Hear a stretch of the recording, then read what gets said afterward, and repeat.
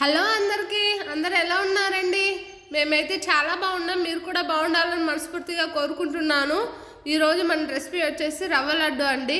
అవును, చిన్నప్పుడు యాడ్లో లడ్డు కావాలా నాయనా అనే యాడ్ వస్తుండే కదండి.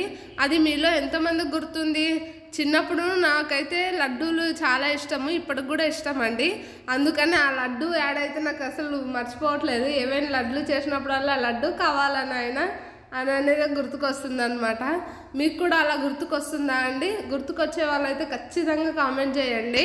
ఈరోజు మన రెసిపీ వచ్చేసి రవ్వ లడ్డు అనమాట. దీనికోసం అయితే ఫస్ట్ ఒక కప్పు రవ్వ, ఒక కప్పు చక్కెర, కొంచెం కొబ్బరి, ఇంకా జీడిపప్పు కూడా తీసుకున్నాను అనమాట. ఫస్ట్ అయితే పెన్నం పెట్టుకోవాలి. పెన్నం పైన ఒక టేబుల్ స్పూన్ నెయ్యి వేసుకోవాలి. నెయ్యి వేసిన తర్వాత జీడిపప్పు వేసి బాగా వేయించాలి. వేయించిన తర్వాత ఆ పెన్నం పైనే రవ్వ వేసి, రవ్వలో కొబ్బరి కూడా వేసి బాగా గుమగుమ వాసన వచ్చే వరకు అయితే వేయించాలి. వేయించిన తర్వాత ఒక ప్లేట్లోకి తీసి పెట్టేయాలన్నమాట. అదే దాంట్లో నేను చేసేది కొంచెమే లడ్డు కాబట్టి అదే పెండం సరిపోతుందని దాంట్లోనే ఒక కప్పు చక్కెర వేసి పావు కప్పు వరకు అయితే వాటర్ వేసాను అనమాట.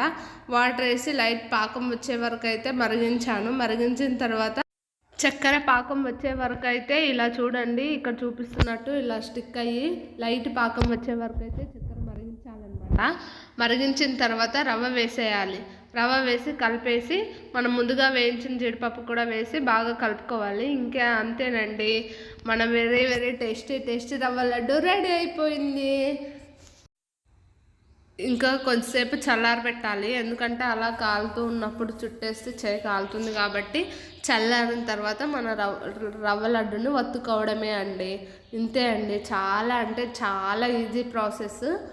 మనము ఇలా చేసుకుంటే ఒక వారం వరకు స్టోరేజ్ ఉంటాయండి.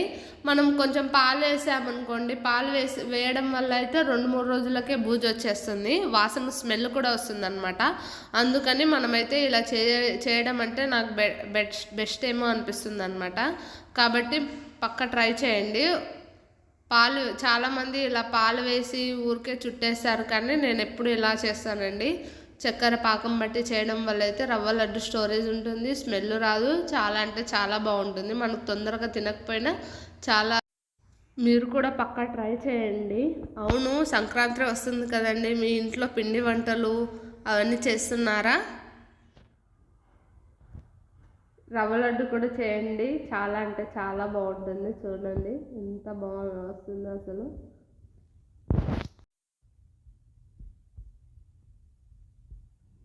కాలుతుందనమాట, అందుకే ఉప్పు అది ఊదుతూ చుడుతున్నాను అలని. చాలా అంటే చాలా కాలుతుంది చెయ్యి. చూడండి ఎంత బాగా వస్తుందో అసలు లడ్లు. మీరు మాత్రం పక్కా ట్రై చేయండి. మీరు ట్రై చేసి ఎలా వచ్చిందో కామెంట్ బాక్స్లో కామెంట్ చేయండి. వెరీ యమ్మీ రవ్వ లడ్డు రెడీ. లైక్ చేసి కామెంట్ చేసి సబ్స్క్రైబ్ చేయండి.